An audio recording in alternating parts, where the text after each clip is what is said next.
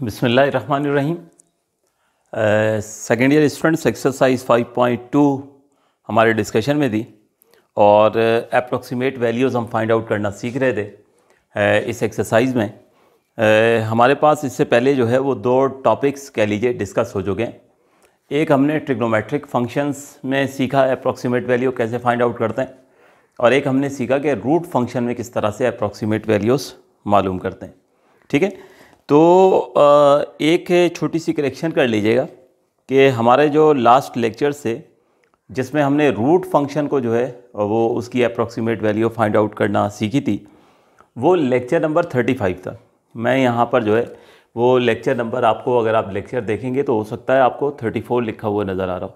तो 34 लेक्चर जो था उसमें तो हमने ट्रिग्नोमेट्रिक फंक्शंस को डिस्कस किया था, तो मैं चेंज करना भूल गया था।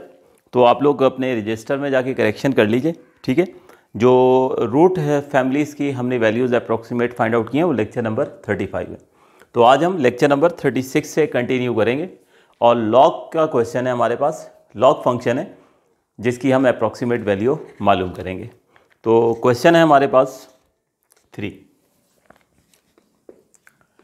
क्वेश्चन नंबर 3 में ये कहा जा रहा है, given that log of 4 to the base 10 is equals to 0.602, यानी हमें log of 4 की वैल्यू जो है वो गिवन है, जबकि ये कहा जा रहा है कि फाइंड एन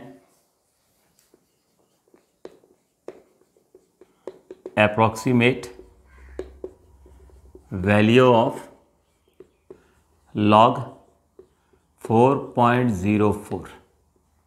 ठीक है, तो log 4 की मदद से असल में हमने जो है log 4 की मदद से हमने log of 4.04 की अप्रॉक्सीमेट वैल्यू मालूम करनी है।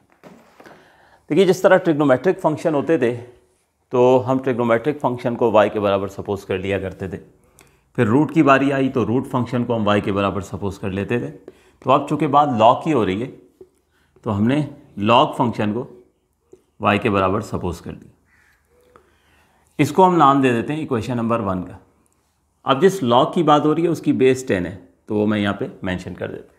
तो ये log फंक्शन को मैंने x के बराबर मान लिया।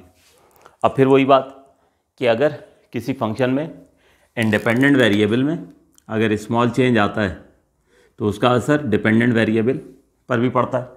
यानी वही स्टेटमेंट हम लिखेंगे कि we know that small change in value of x cause a small change in value of y. We know that the small change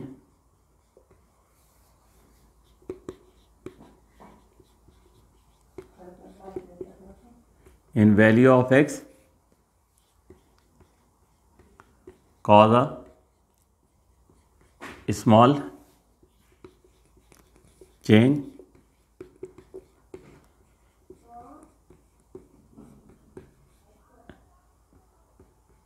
in value of y। ठीक है, कि x की वैल्यू के अंदर होने वाला स्मॉल चेंज जो है वो y की वैल्यू में भी स्मॉल चेंज का सबब बनेगा। तो इस तरह से हमारे पास log of x plus delta x हो जाएगा। ठीक है, लेकिन एक बात की केयर करनी है कि x की वैल्यू के अंदर चेंज आ रहा है तो आप ब्रैकेट ज़रूर लगाएंगे। ठीक है, यानी x प्लस डेल्टा x जो होना चाहिए, सिर्फ x की वैल्यू के अंदर चेंज आ रहा है तो ये होगा x प्लस डेल्टा x। ठीक, ये हो जाएगा y प्लस डेल्टा y। इसको हम नाम देंगे इक्वेशन नंबर 2 का। ठीक है, बिल्कुल सेम तरीका चल रहा है। ट्रिग्नोमेट्रिक फंक्शन होते थे तो ट्रिग्नोमेट्रिक फंक्शन में उसी तरह जो है वो x की वैल्यू के अंदर स्मॉल चेंज आता था तो y की वैल्यू में भी स्मॉल चेंज आ जाता था।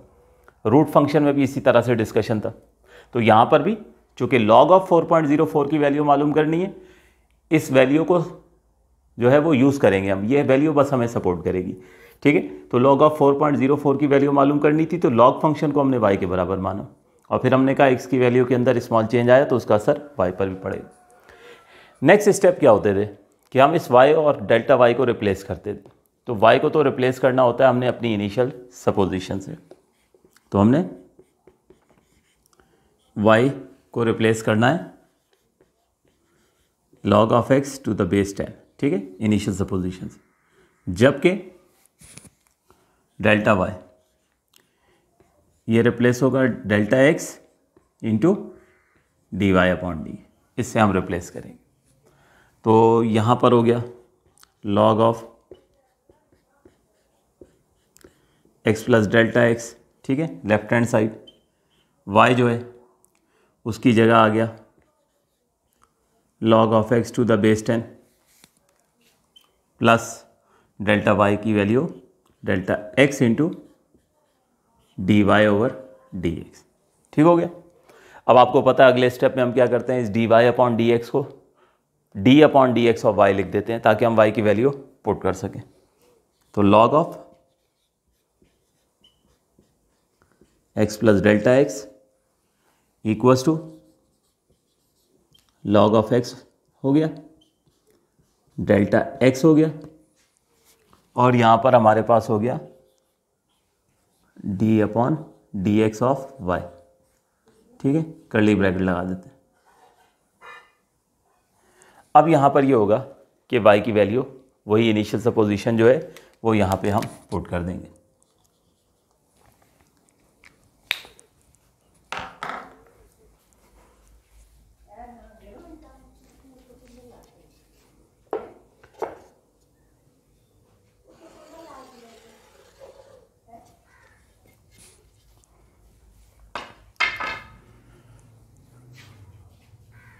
तो log of x plus delta x equals to, ये log of x as it is आएगा plus delta x as it is आ गया। अब यहां पर होगा डेरिवेटिव ऑफ y, तो y की वैल्यू ये पुट कर देते हैं, तो ये हो जाएगा derivative of log of x। अब यहाँ पे बड़ा एक इम्पॉर्टेंट पॉइंट मैं डिस्कस करने वाला हूँ, बहुत तवज्जो के साथ इसको सुनिएगा, वरना आप लोग मिस्टेक कर देंगे तो पूरा क्वेश्चन गलत हो जाएगा। तो बहुत ही इंपॉर्टेंट स्टेप देखिए, log ऑफ x तो रहा as it is plus delta x as it is. अब यहाँ पर हमारे पास जो है डेरिवेटिव ऑफ log x है। देखिए log x जो है हमारे पास, जो log है वो बेस 10 का है। हमारे पास इस वक्त जो log है वो बेस 10 का log है। ये हमारा जो है वो कॉमन लोगैरिथम कहलाता है, जो मैट्रिक में हमने पढ़ा था। इसकी डिफ्रेंशिएशन हमने नहीं पढ़ी है, आई बात समझ में। हमने जो डिफ्रेंशिएट करना सीखा है वो नेचुरल लॉग को डिफ्रेंशिएट करना सीखा है, उसकी बेस होती है एक्सपोनेंशियल। नेचुरल लॉग का डेरिवेटिव होता है, नेचुरल लॉग के साथ जो भी वेरिएबल होता था आप उसको 1 में लिखते थे और फिर उसको आप डिफ्रेंशिएट करते थे। इस वक्त प्रॉब्लम ये है कि आपके पास ये log of x to the base 10 है। इसका मतलब क्या हुआ कि अगर हम इसको डिफ्रेंशिएट नहीं कर सकते तो हमें इस log को, जिसकी बेस 10 है, इसको नेचुरल log में कन्वर्ट करना होगा। तो यकीनन बेस 10 का log और जो बेस एक्सपोनेंशियल है यानी नेचुरल log है, उसकी कन्वर्जन का कोई ना कोई फार्मूला या रिलेशन होगा जिसकी मदद से हम कन्वर्ट कर सकते हैं। तो हमें इस log x को चूँकि डिफ्रेंशिएट करना है तो हमें नेचुरल log में कन्वर्ट करना होगा, ठीक है। तो नेचुरल log में कन्वर्ट करने के लिए हमारे पास, बल्कि ये स्टेप भी मैं रब कर देता हूँ, हम इसको कन्वर्ट करने के लिए हम ये यूज़ करेंगे। देखिएगा रिलेशन कि put log of x to the base 10 is equals to 0.4343 times of ln of x। ये रिलेशन है नेचुरल लॉग का और कॉमन लोगैरिथम का। ये जो हमने मैट्रिक में लॉग पढ़ा था बेस 10 का, ये कॉमन लोगैरिथम कहलाता है। ये जो हमने second year chapter number 4 differentiability में नेचुरल लॉग की हम बात करते थे, ठीक है, उसकी बेस एक्सपोनेंशियल होती है, तो ये कन्वर्जन होती है। तो हम क्या करेंगे कि इस log ऑफ x को जो है रिप्लेस करेंगे 0.4343 ln ऑफ x है, तो वो नेचुरल लॉग में चला जाएगा। और नेचुरल लॉग का हम क्योंकि डिफ्रेंशिएशन जानते हैं तो उसको हम पुट करके डिफ्रेंशिएट कर लेंगे। बस ये बड़ा इंपॉर्टेंट पॉइंट है, वरना अक्सर स्टूडेंट करते क्या है कि इस log ऑफ x को 1/x लिख जाते हैं और फिर पूरा क्वेश्चन गलत हो जाता है, ठीक है। तो बहुत केयरफुल रहना है यहाँ पे।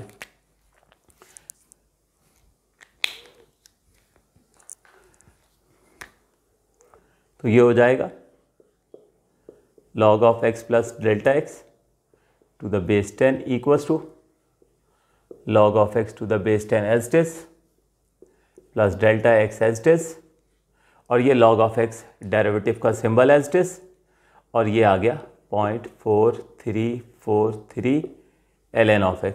ठीक है, ln के बेस एक्सपोनेंशियल होती है, अंडरस्टूड है, हम लिखें या ना लिखें, ठीक है, तो फॉर द सेफ साइड लिख दिया है। तो ये log ऑफ x को जो है ये देखिए 0.4343 ln ऑफ x से रिप्लेस कर दिए। अब ये 0.4343 तो कांस्टेंट है ना, और कांस्टेंट को हमेशा हम डिफरेंशिएशन में क्या करते थे कि पहले जो है अगर किसी फंक्शन को डिफरेंशिएट करना होता था तो उसको बाहर शिफ्ट कर देते थे।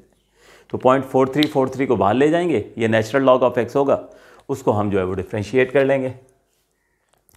तो ये हो गया log of x plus delta x equals to log of x to the base 10 plus delta x आ गया, 0.4343 बाहर आ गया, और अब ये ब्रैकेट में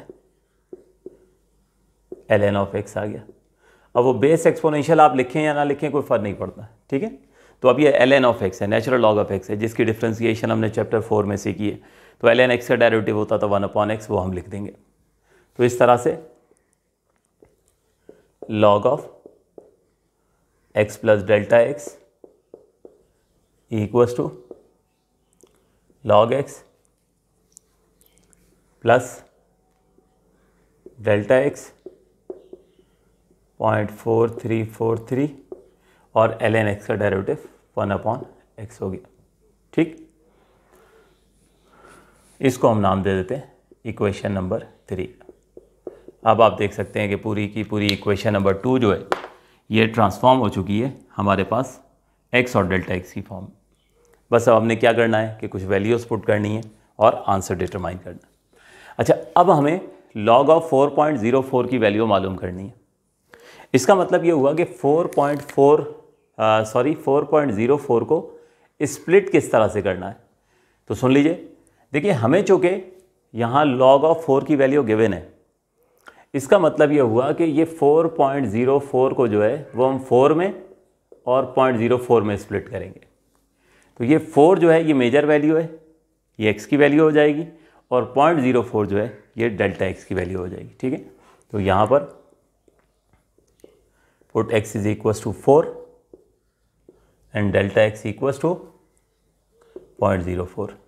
ये log ऑफ 4 की वैल्यू गिवन है, इसकी मदद से हमने इसको सॉल्व करना है, इसीलिए हमें log ऑफ 4 की वैल्यू गिवन थी। तो इसलिए इसको देखते हुए हमने 4.04 को जो है वो 4 में और 0.04 में जो है वो स्प्लिट किए, ठीक है। तो सब्स्टिट्यूट करते हैं।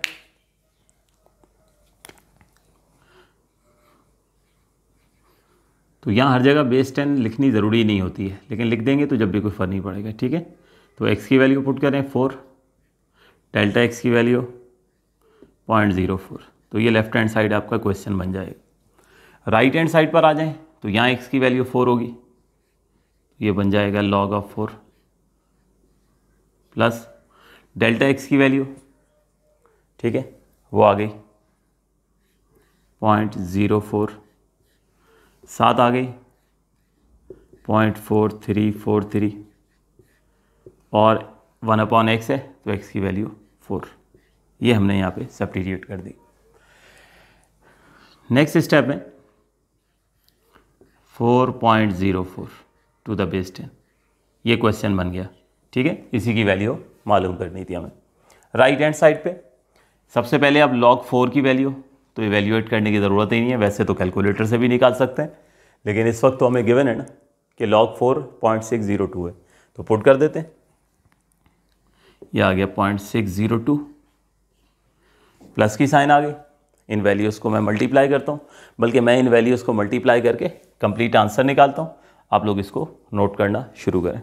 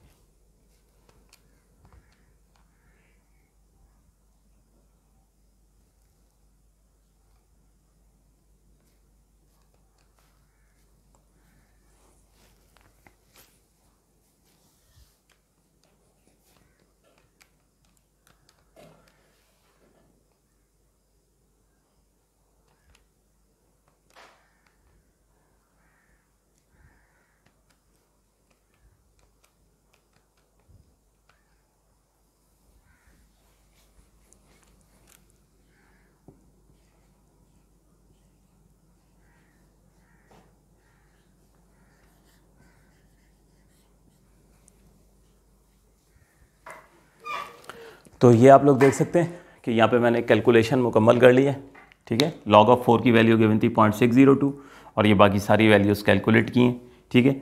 तो हमारे पास log ऑफ 4.04 की वैल्यू 0.606343। तो पूरी एक्सरसाइज जो है इस वक्त जो हम डिस्कस कर रहे हैं ये बहुत इंपॉर्टेंट एक्सरसाइज है। अभी तक 3 फैमिलीज़ डिस्कस हो चुकी हैं।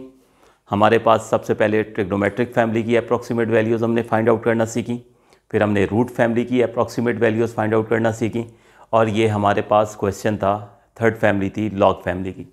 अच्छा, जो ट्रिग्नोमेट्रिक फंक्शन है उसमें तो क्वेश्चन में कहीं ना कहीं थोड़ी बहुत तब्दीली होती रही है एग्जाम्स में। अच्छा, रूट वाले में भी कहीं ना कहीं थोड़ी बहुत तब्दीली होती रही है, लेकिन ये क्वेश्चन जब भी आया एग्ज़ाम में तो इन्हीं वैल्यूज़ के साथ आया है। हालांकि गो के इसमें भी मुमकिन है, तो आपको लॉजिक आनी चाहिए। लॉग का फंक्शन है और आपने उसको कैसे जो है वो पहले ट्रांसफॉर्म करना होता है एक्स और डेल्टा एक्स में। उसके बाद अगर वैल्यू चेंज भी होती है तो उसके हिसाब से आप उसको स्प्लिट करके जो है वो कर सकते हैं। तो उम्मीद है आप लोगों को समझ आ गया होगा। आज के इस लेक्चर में हम यहीं तक ही रखेंगे। ये लॉग का क्वेश्चन है, बड़ा इंपॉर्टेंट क्वेश्चन है। कोशिश कीजिए कि इसको दोबारा से जो है वो वीडियो को रिवाइंड करके दोबारा से इसको जो है वो देख लीजिए, ताकि ये क्वेश्चन बहुत अच्छे से समझ में आ जाए। इसके बाद 2 क्वेश्चन रह गए, इंशाल्लाह अगले लेक्चर्स में हम उसको कंप्लीट करेंगे। तो बहुत इंपॉर्टेंट एक्सरसाइज है, इसमें से 100% क्वेश्चन एग्ज़ाम में आना है। तो इसलिए कोशिश किया करें कि कंटिन्यूसली साथ साथ जिस तरह से मैं पढ़ाता चला जा रहा हूँ इसकी आप प्रिपरेशन करते रहें। अगर आपने इसको साथ साथ कंटिन्यूस जो है वो स्टडी नहीं की, आपने इसको साथ साथ जो है वो डेली रूटीन के तौर पर आपने इसको नहीं पढ़ा, तो चीज़ें बहुत मुश्किल हो जाएंगी। तो कंटिन्यू करते हैं नेक्स्ट लेक्चर में। अल्लाह हाफ़िज़।